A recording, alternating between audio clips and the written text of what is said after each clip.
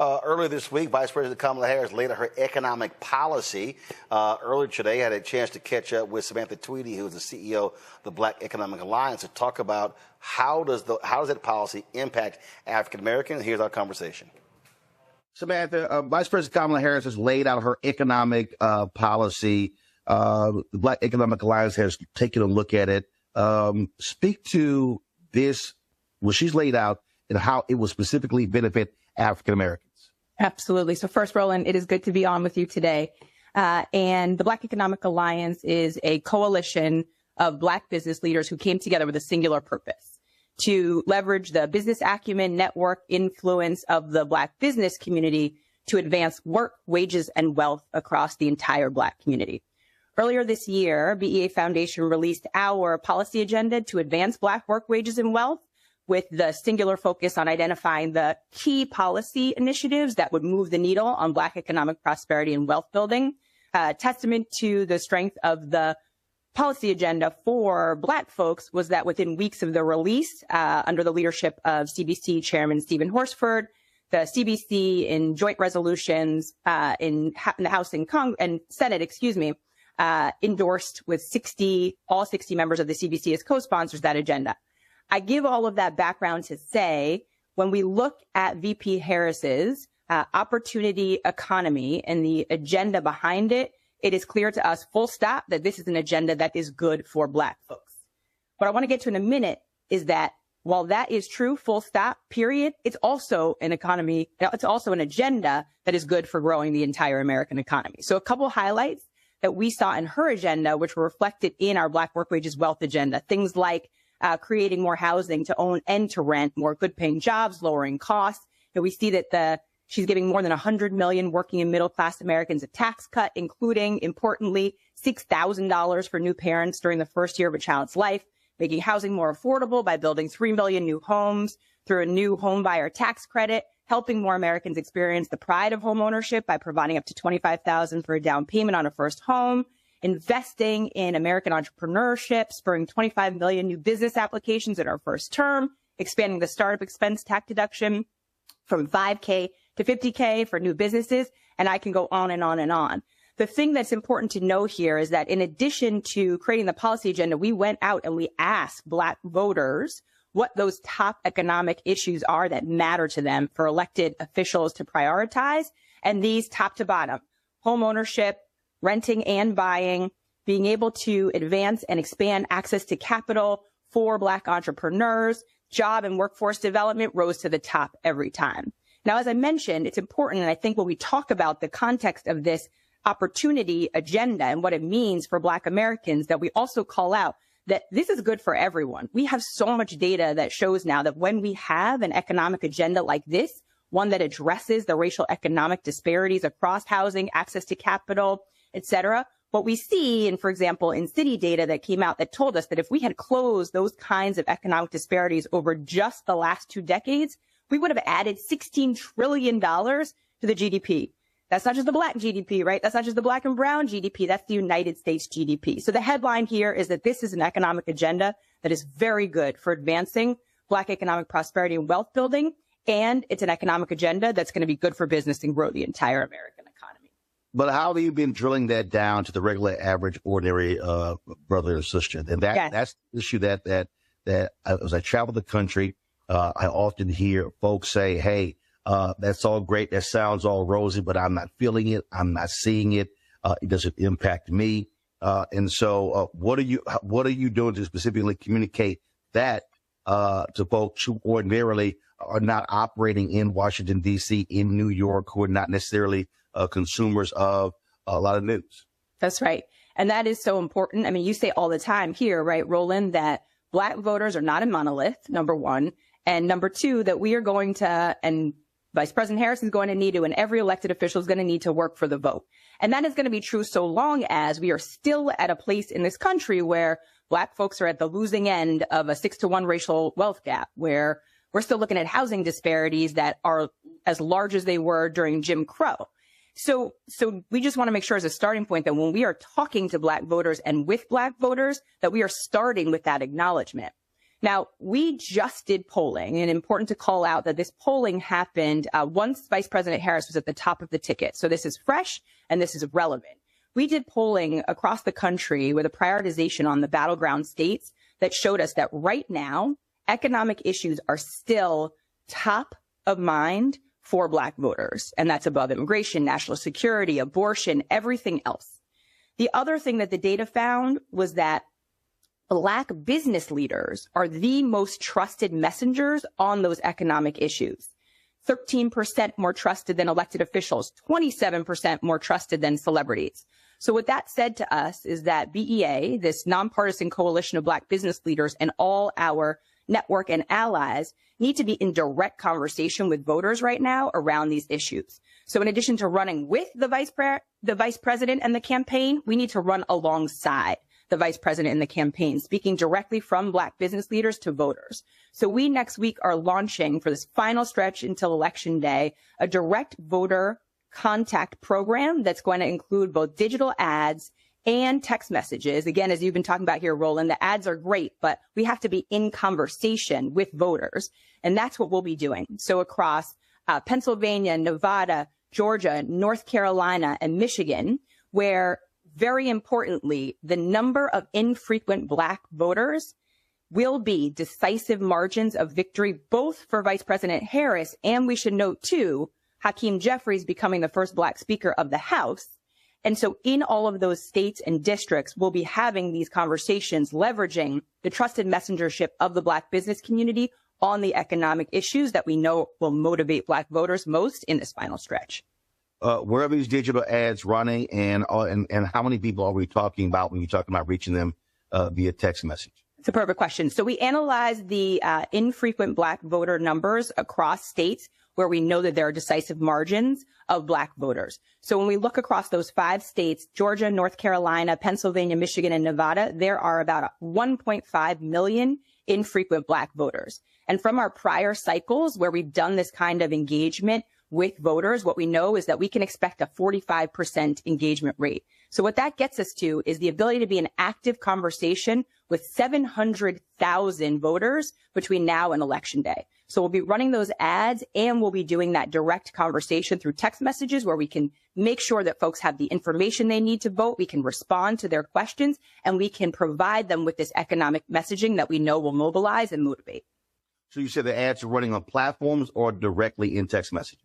Digital ads and text messages. So we're going to do both strategies because we know that the impact is greater when we can run both, right? You know, you just think about when you've seen an ad on your digital and then you get a message on your phone that's saying the same thing, right? That's reinforcing those messages. They go further. And one thing I would say, I'm sorry, Roland, go ahead. So the digital ads are running where? What platforms are they running on? Oh, what platforms are they going to be running on? They're going to be running on YouTube, and instead of other digital platforms that will vary a bit depending on geography, by us being able to break down where we know Black voters, particularly young male Black voters, are focused, given what we know is still the work that we need to do there to mobilize that critical voting bloc to be able to come through for Election Day. And the one other note I was going to make was we're all sitting here, so many of us, watching our phones blow up every day with text message after text message. But for the demographic of voters that we're talking about, that is not the situation. So we know that the text messages is an incredibly meaningful way to break through and get in that direct conversation with voters. Anything in person, anything on the ground? So we are doing this alongside organizations that are doing the kind of on the ground mobilization that we know is so critically important, doing what you say, Roland, sort of touching and feeling the voter. At this point, I think what we would all say is that all of it matters and all of it needs to happen. For us as the Black Economic Alliance, we see our highest and best use as being the messengers of those economic issues in ways that we know will break through. So we will be in all of these battleground states alongside our partners who are doing that on the ground voter reg, and we'll be doing the persuasion messaging around the economic issues. When we talk about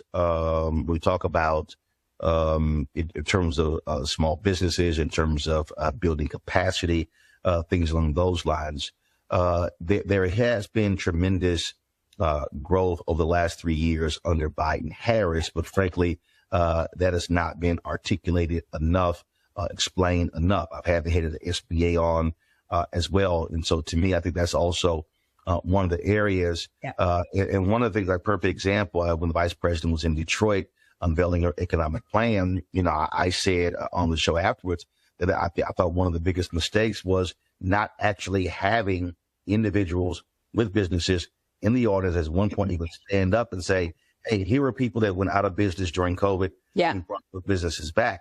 That's to me, that's also a constant, a missed opportunity in many of these states. I think that's right. And actually, that's why back in the spring, the Black Economic Alliance partnered with VP Harris on her Economic Opportunity Tour, where we went with her to all of these same battleground states. We were with her together in Detroit, in Atlanta, and actually doing just what you're saying, Roland. We were sitting there, with audiences of small business owners and local community to be able to do just what you described, which was to help message the successes of the Biden-Harris administration, but also to make it real for folks. And so outside of all of those auditoriums, there would be fairs, where folks could actually go and sign up for these resources, learn more. And it was that Economic Opportunity Tour that really led to the framing for this opportunity agenda that we now see Harris running on. What we said then, though, is that just talking about the track record wasn't enough.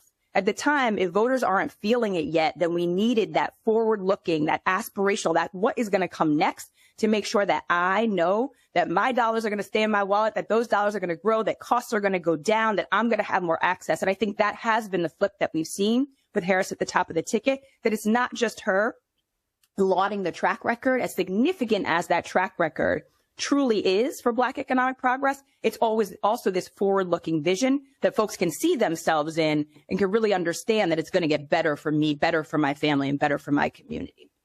How specifically are y'all trying to message to Black men? When you look at the data, obviously Black women vote for Democrats with the highest rate. Black women are second. But when you look at polls out there, when you look at data out there, a lot of these young African-American men, 35, say they are potentially looking at Donald Trump, but it's not like he's laying out an economic agenda. And so, so how are you messaging to them, and who specifically are you positioning to talk to them? Yes. So we disaggregated all of our data so that we were looking not just at Black voters, but we were looking by gender and by age as well.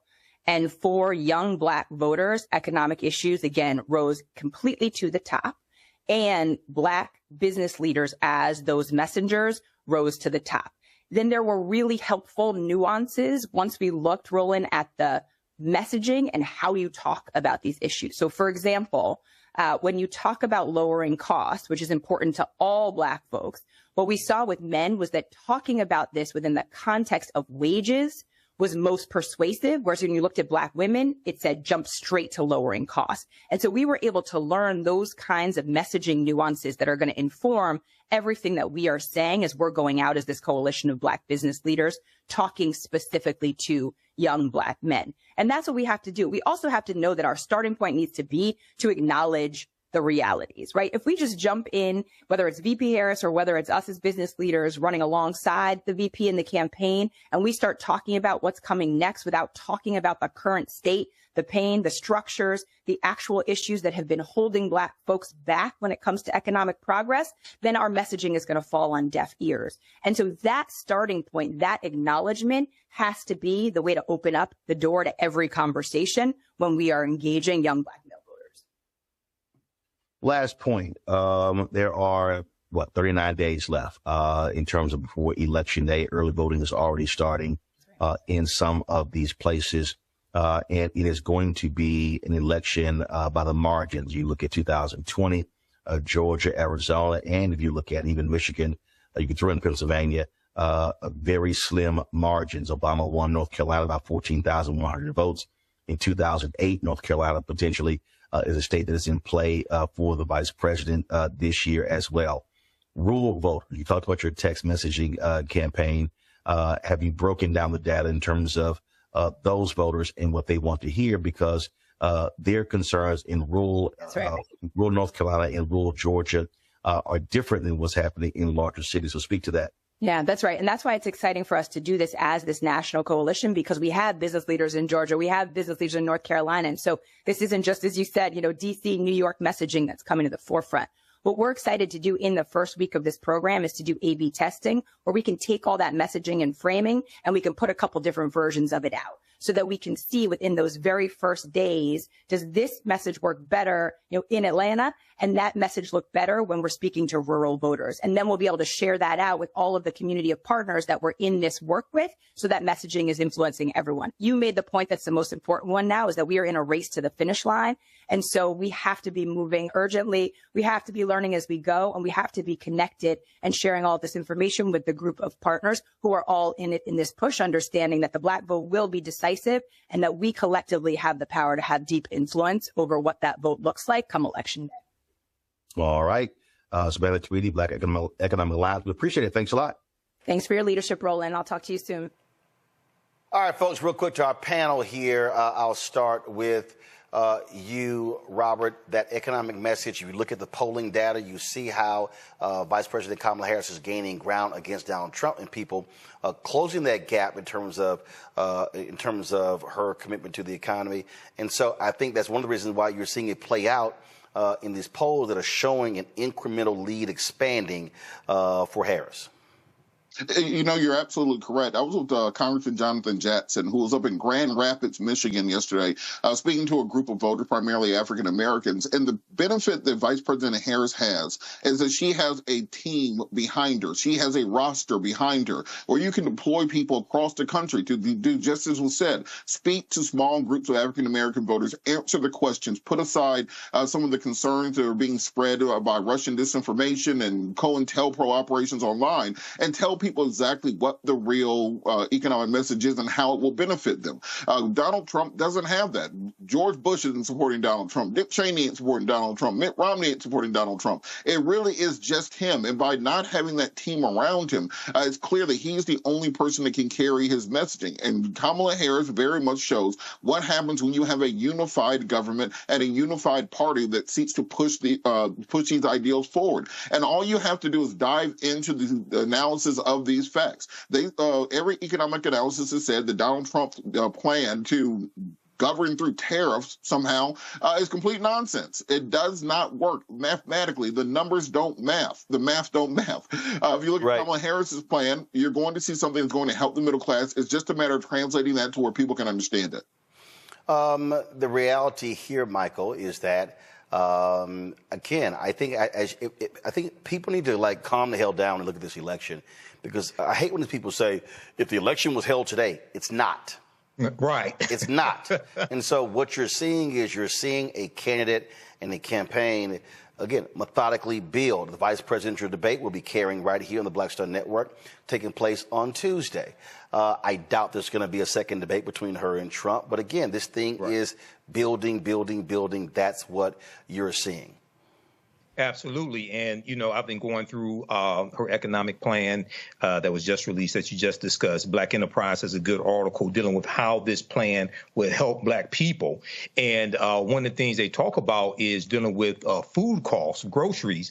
And they talk about how Black families spend 1.5 times more on food than white families. So Kamala Harris, as president, introducing a federal ban on price gouging for groceries would disproportionately benefit African Americans, Black people. It talks about directing 33% of federal contracts to Black and Latino-owned small businesses. That's huge. Okay, millionaires are created by federal contracts. Okay, so and I've managed 2 Black-owned companies that had contracts with local and state government. Federal is huge, and you have people who say, "Oh, well, this is not specifically for Black people." Right.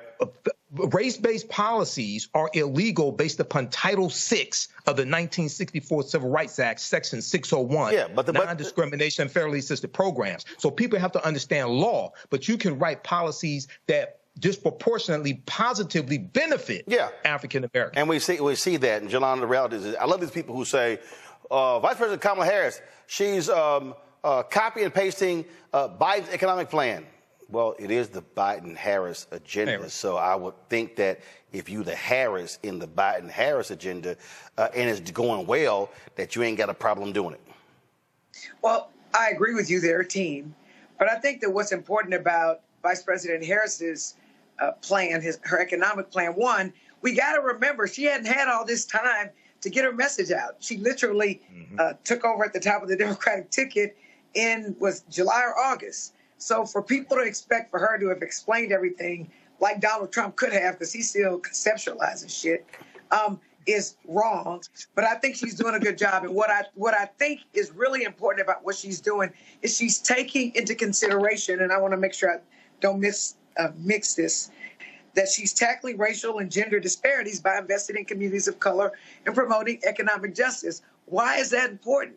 Because in this climate of Republicans and Trump getting rid of DEI, right, talking about critical race theory, where you want to just erase where we are today and why we are where we are today, we've got to have policies that address why and where we are today. Also, insofar as affordable housing, we need affordable rental. We talked about affordable home ownership if you want, but also we have a homelessness problem, and there are a lot of kids who are homeless. And I will tell you that Vice President Harris's economic plan addresses homelessness. You can go to any city and you will see where the mayors in those big cities are trying to move out the homeless population with their conventions and things coming. If you don't have a stable place to stay, you can't get a job, you can't get rest, you don't have a place to keep your food. Everything. Visit our website, AfricanHistoryNetwork.com, AfricanHistoryNetwork.com. You can register for the online history classes that I teach. We deal with thousands of years of history. I teach 2 online history classes, Saturdays 4 p.m. to 6 p.m. and Sundays 4 p.m. to 6 p.m. Saturdays is Ancient Kemet, the Moors, and the Ma'afa, understanding the transatlantic slave trade, what they didn't teach you in school. And then on Sundays, Black resistance movements, from Christopher Columbus to the Haitian Revolution and the Black Power movement, 1492 to 1968. So we have classes coming up this weekend. Classes on sale, $80. We do the sessions live. All the sessions are archived and recorded. You can go back and watch it any time. We have a bundle pack of courses. You can register for both classes also. I do a PowerPoint presentation. We have book references, articles, video clips. Even after the course is over with, you still have access to the full class. You can go back and watch it anytime. And then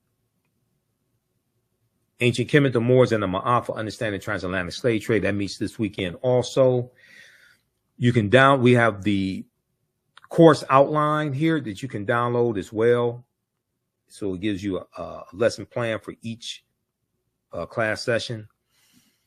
There's about 100 articles that we reference. The first class is about 200 slides, 15 books that we reference. You don't have to buy any of the books to follow along in class. Click right here to download the lesson plan also, okay?